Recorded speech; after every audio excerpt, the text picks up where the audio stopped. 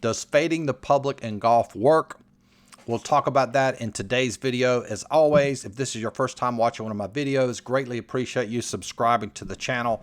Big shout out to all my subscribers here in the last, 3 years we've had this channel. A ton of growth. Greatly appreciate it so much. If you want to follow me on social media, MGCovers, cover spelled with the Z. That's the screen name on Instagram as well as Twitter. Give out a ton of content there. So what we're going to talk about, does fading the public in golf work? Yes, it does. And what I'm going to do today is I'm going to talk about a concept that I learned from a professional gambler per se that was a sharp in greyhound racing. Now I can't remember, I read it in a book, I can't remember where I found this, but the concept is very simple. He would wager what we call a trifecta box. Now if you're not familiar with greyhound racing, a brief backstory because this is important and we're going to relate it to sports betting and golf. So there's 8 greyhounds in a race.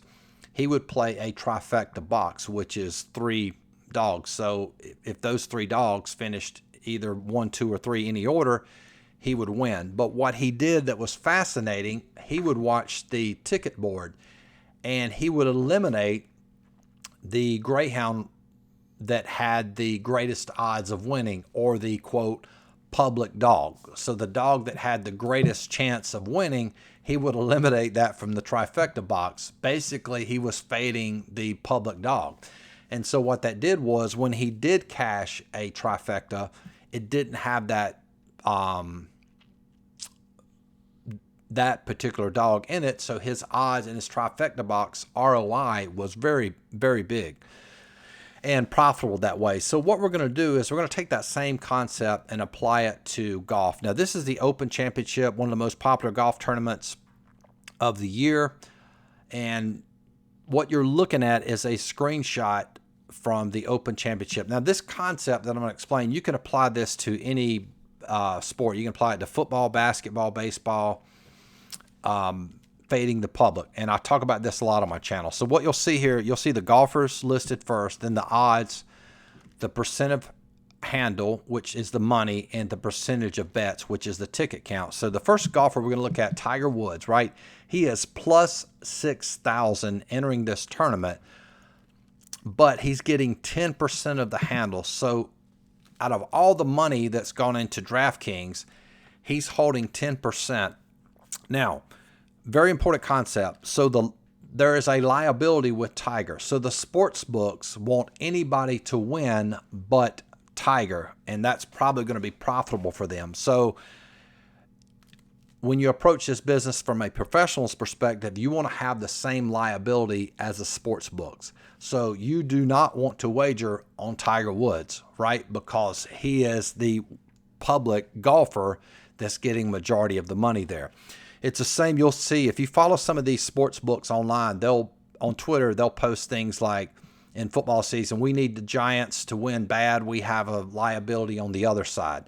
So you always want to have the same liability as the sports books, or be on the side that the sports books need, right? So in this case, they do not want Tiger Woods to win. But however, Tiger Woods is getting most of the money. Now, when you look at those odds at plus 6,000, the time to play Tiger would have been when? In 2019. Nobody said he was going to, a lot of people said he would never even play again. And that was the year he won the Masters. And I can't remember his odds that year, but that was the time to play Tiger. Tiger's not in good form. Not saying he can't win. We're just approaching this from a professional's perspective. So we're going to eliminate Tiger Woods as a possibility. I'm going to actually show you a way to wager this Open Championship. All right, the second golfer we're going to eliminate is Mcelroy. You see he's plus 900. He has the best odds to win. And going back to the example I talked about earlier with the greyhound guru, right?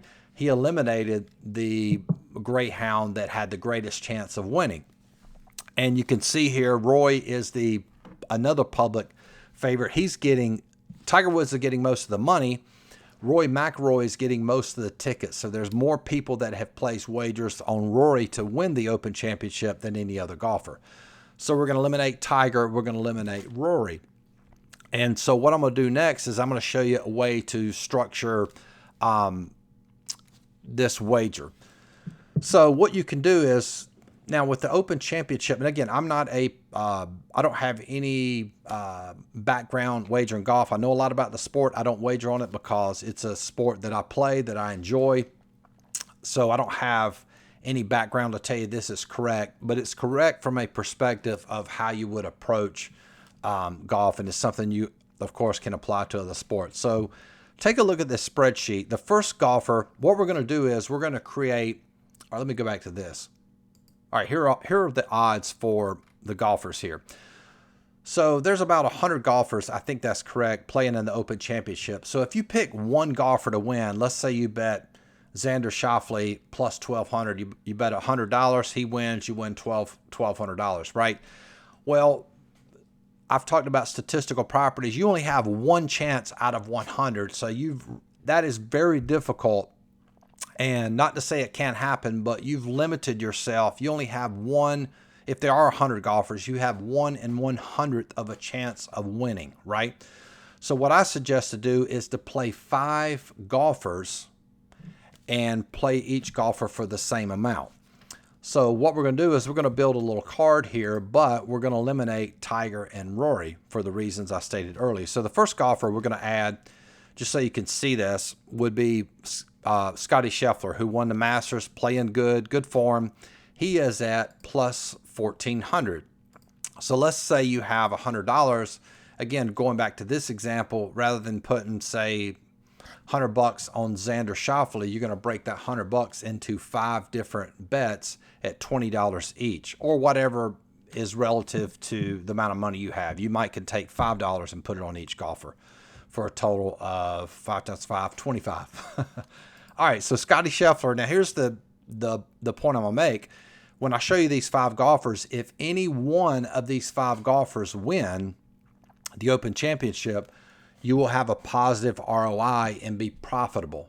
So if we have 5 golfers wagering $20 each, if any of them win, you're going to win. So you can see here, if he wins, your amount you would get back would be $280, and you're going to wager a total of 100, and you'd be profitable. Okay, so that's the first golfer. This next golfer that we're going to add, let me move me down, is Matthew Fitzpatrick, who won the U.S. Open. He is at plus 1,800. So if he wins, you would win $360. All right, the next golfer we're going to add is Xander Schauffele, who just won the Scottish Open in Europe this past week. So he's in really good form. Plus 1,200. If he wins, you win 240. The fourth selection, and what really you want to focus on as far as golf, this is just one concept. Just like the concepts I teach with regards to baseball, football, any sport, you want to play golfers that are in good form. Tiger Woods, not in good form, right? Not a good wager. Of course, we've already explained why you wouldn't add McElroy. He is the public favorite. And the fourth golfer is Justin Thomas, who won the PGA Championship. He's at plus 1,600. So $20 would win $320. Now, the next golfer I'm going to add, and I think this is important when you're structuring these wagers, to maybe include a long shot golfer as far as odds, but still what I would call a good wager. And that would be the runner-up, or maybe he wasn't runner-up, but he had the lead, Pereira, for the, let's see, make sure his odds hadn't changed. Where's he at on here? I can't find it. But anyway, he's plus. There he is. Mito Pereira. He's at plus 10,000. Now, he was the runner-up. I don't know if he was runner-up, but he was leading the PGA Championship. Should have won it. He just choked out on his drive. He is plus 10,000. So if he wins, and you wager, you would win 2,000. So what you can see here,